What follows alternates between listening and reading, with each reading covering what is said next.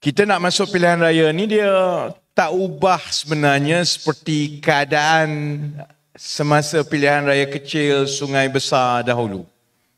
Masa itu ada dua pilihan raya kecil, satu di Kuala Kangsar dan satu lagi adalah di Sungai Besar. Dan UMNO menang dua-dua. Atas yang UMNO menang di Sungai Besar dan di Kuala Kangsar itulah yang Najib pada ketika itu cukup yakin dia menang 2/3. Sebab tu orang nasihat dia pasal 1MDB dia tak dengar. Orang nasihat dia pasal GST dia tak dengar. Sebab semua penasihat keliling dia beritahu melihat kepada keputusan Sungai Besar 2016, kalau masuk pilihan raya dalam keadaan 3 penjuru, mereka yakin UMNO akan menang 2/3. Sekarang tahun 2022, sahabat-sahabat, saudara-saudari yang hadir tahu, apa yang berlaku adalah yang betul-betul sebaliknya daripada yang UMNO Barisan Nasional anggap pada ketika itu. Walaupun pilihan raya kecil Sungai Besar, UMNO menang, tapi bila mari pilihan raya umum 2018, bukan sahaja Pakatan Harapan ketika itu berjaya rampas Sungai Besar buat kali pertama, tapi kita juga berjaya bentuk kerajaan menewaskan UMNO Barisan Nasional kali pertama dalam sejarah negara kita. Sekarang dia tak banyak beza tau. 6 bulan yang lepas, UMNO rasa mereka menang dekat Johor. Beberapa bulan sebelum itu, UMNO menang besar dekat Melaka. Kebetulan pula pimpinan-pimpinan UMNO ni dia banyak kes. Jadi dia rasa kalau masuk ke mahkamah, kemungkinan besar mereka akan menyertai. Sekarang ni dah ada ketua darjah, dia dah ada ketua darjah dekat Hotel Kajang. Najib dah ada, jadi sudah tentu yang lain-lain fikir, kalau tak buat pilihan raya, ada kemungkinan kalau pergi ke mahkamah, tengok cara mahkamah di peringkat tertinggi tak boleh dipengaruhi, mereka mungkin juga akan menyertai, boleh buat satu blok tu semua pimpinan UMNO. Sebab tu sekarang ni hujan ke, ribut ke apa, tak kena ada pilihan raya. Cuma mereka lupa satu benda. Tahun 2016 ke 2018 dahulu, kenapa daripada keputusan pilihan raya kecil Sungai Besar yang berpihak besar kepada UMNO, dalam tempoh lebih kurang 2 tahun sahaja, tiba-tiba dia bertukar dan pengundi-pengundi Sungai Besar pilih Pakatan Harapan, pembangkang ketika itu. Mereka lupa sebenarnya pengundi-pengundi sekarang cerdik. Dia tak macam dulu lah. Dan sebahagian besar pengundi, baik yang Melayu, Cina, India, bila dia buat keputusan mengundi, yang sokong UMNO tu tetap sokong UMNO lah macam mana pun. Yang sokong PAS, tetap sokong PAS. Yang sokong PKR, PH, akan tetap sokong PKR macam mana pun. Tapi jumlah penyokong-penyokong totok parti ni, dia tak ramai. Dia dalam 50% je, paling banyak hanya 50% pengundi di seluruh negara ini yang memang penyokong parti. 50% lagi adalah pengundi-pengundi atas pagar. Baik yang Melayu, baik Cina, baik India, Iban Kadazan. Dan bila dia mengundi, perkara yang paling penting yang dia fikir ialah kalau kita tukar kerajaan, kalau kita kekal kerajaan, kalau pilih wakil rakyat ini, adakah keadaan ekonomi aku jadi lebih baik? Itu saja. Jadi ada tanda-tanda sekarang keadaan yang sama yang ada 1-2 bulan sebelum 2018 juga ada sekarang. Orang tanya saya lah, kalau wartawan, pasal orang politik ke apa, selalu tanya, keadaan dia macam mana sekarang? Sebab tahun 2018 dahulu, yang saya sebut mana kursi akan menang, menang. Mana yang kursi akan kalah, kalah. Bukan sebab saya ada tok berumur ke, ada orang yang saya bayar penilik nasib ke, tak ada. Sebabnya ialah saya dengan pasukan saya tiap-tiap minggu telefon ribu-ribu orang pengundi seluruh Malaysia. Kita gunakan sains, kita gunakan analisa. Jadi kita tahu sebenarnya perasaan dan isi hati rakyat mengenai keadaan semasa. Kenapa keadaan yang ada sekarang ini mirip tahun 2018? Kenapa kalau 2018 dahulu UMNO yakin boleh menang besar selepas menang di PRK Sungai Besar?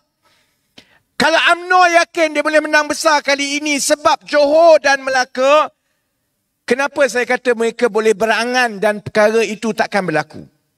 Sebabnya ialah sebahagian besar pengundi apabila ditanya, adakah anda berpuas hati dengan keadaan ekonomi sekarang? Maksudnya harga barang, maksudnya cita gaji, maksudnya peluang ekonomi dan peluang pekerjaan, berpuas hati ke tidak?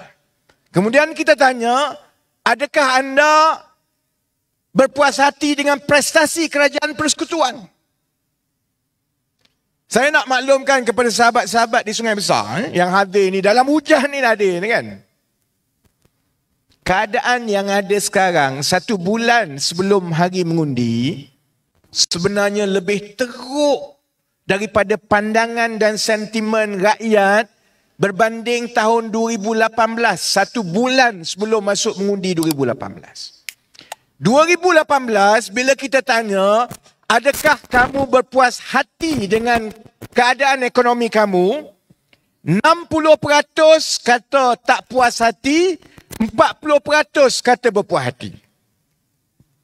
Bila kita tanya, adakah kamu berpuas hati dengan prestasi kerajaan persekutuan? Tahun 2018, 1 bulan sebelum buang undi, lebih kurang 50% kata berpuas hati, 50% kata tak puas hati. Saya baru dapat angka yang terbaru pagi tadi.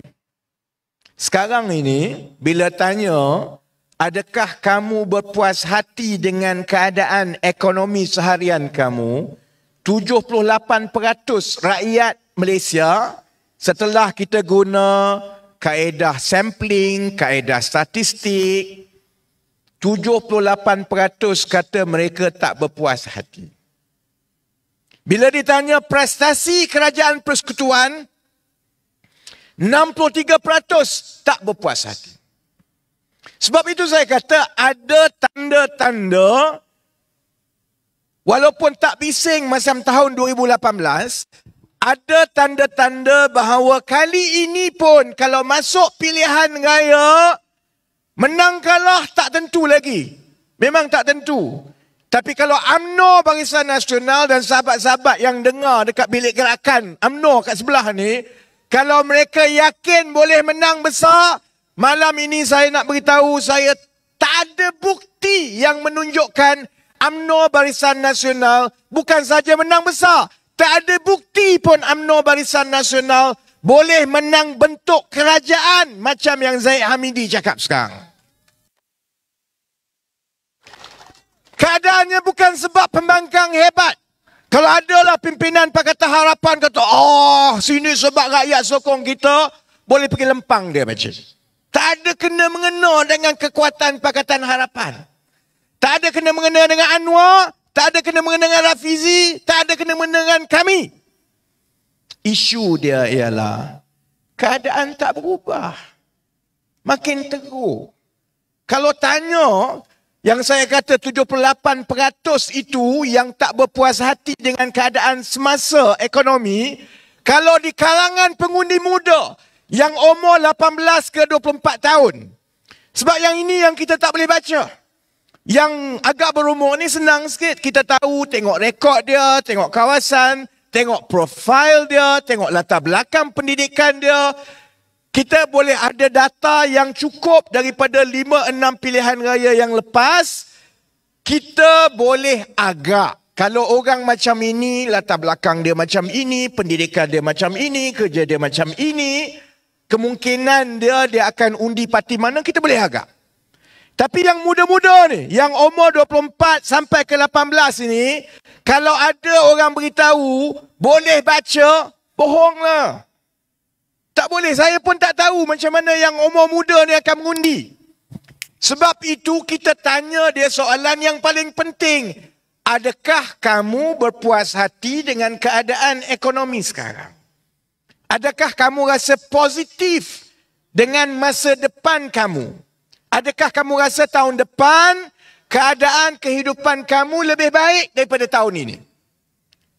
Kalau rakyat biasa keseluruhannya 78% tak berpuas hati dengan keadaan ekonomi, yang muda umur 18 ke 24 ini, angka dia lebih tinggi tak puas hati. Lebih kurang 84%. Maksudnya muda-muda ni lagi terasa kesan dia daripada yang agak berumur.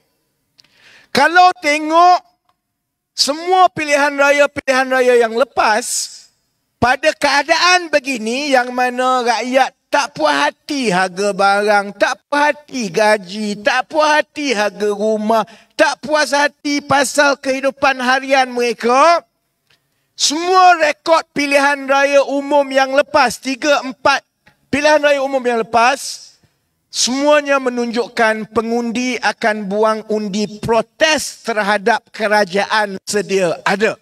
Sebab itu saudara-saudari, malam ini saya minta maaf kepada kawan-kawan yang berbangsa India. Saya tahu malam ini Deepawali. Saya minta maaf kepada orang yang duduk dekat pengundi Sungai Besar.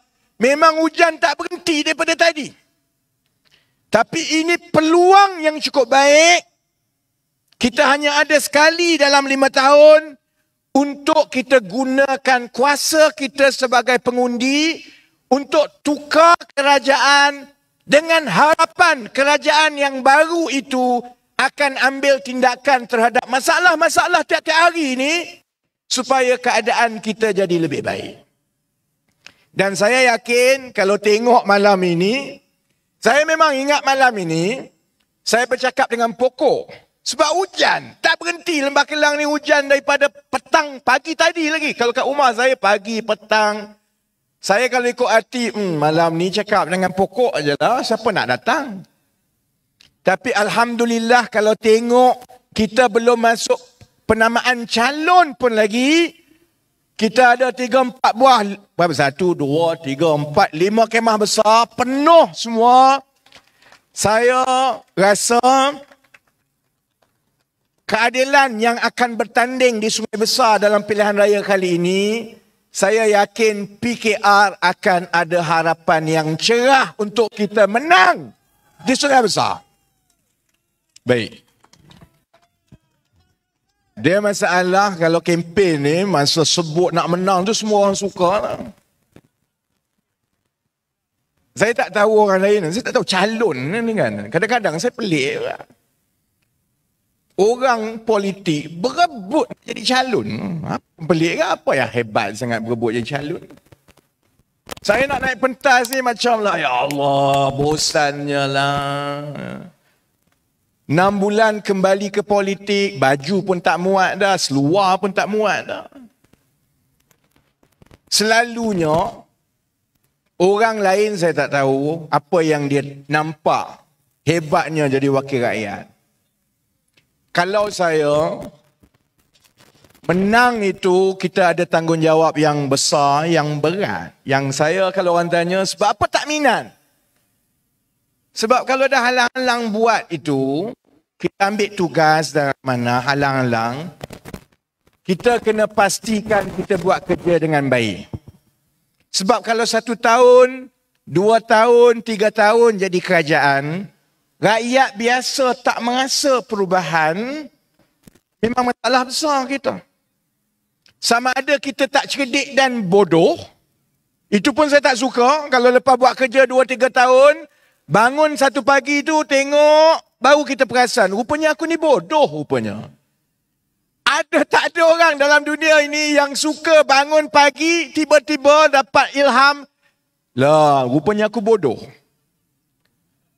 Orang lain saya tak tahu, saya tak nak. Saya tak nak satu hari jadi jawatan ahli parlimen ke, ada tugas ke, bangun pagi-pagi, aku rasa aku bodoh. Itu satu.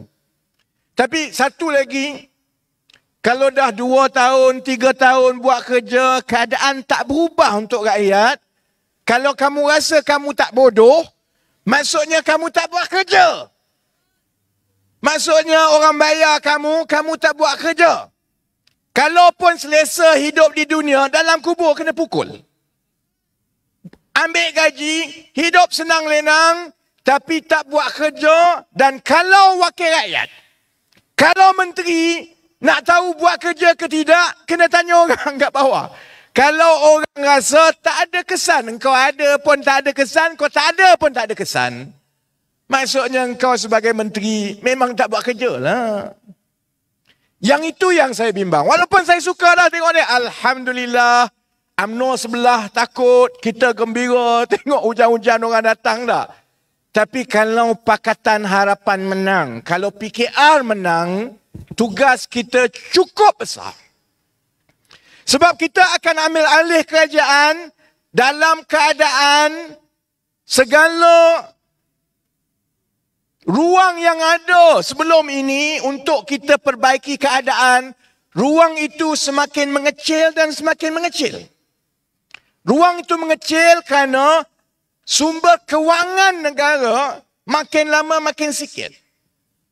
Dan dalam keadaan sumber kewangan makin sikit, ditambah pula masalah yang tidak diselesaikan selama berpuluh-puluh tahun. Akhirnya, bubuh orang cerdik macam mana pun, rambut dia botak macam saya lah. Tiap-tiap hari macam mana nak selesaikan masalah yang ada. Baik. Saya tahu akan ada yang kata, alah kamu seimbang besar lah. Dulu Pakatan Harapan menang 22 bulan, apa kamu buat? Sahabat, UMNO jawab betul. Terima kasih UMNO ada seorang menjawab kat sana. Saya nak jawab kepada yang menjerit kat UMNO sekarang. Kalau 22 bulan Pakatan Harapan tak menang hari itu, kawan kita yang jerit dekat bilik gerakan UMNO tu, sekarang tiap-tiap hari bayar minyak RON 95 RM4, saudara-saudara.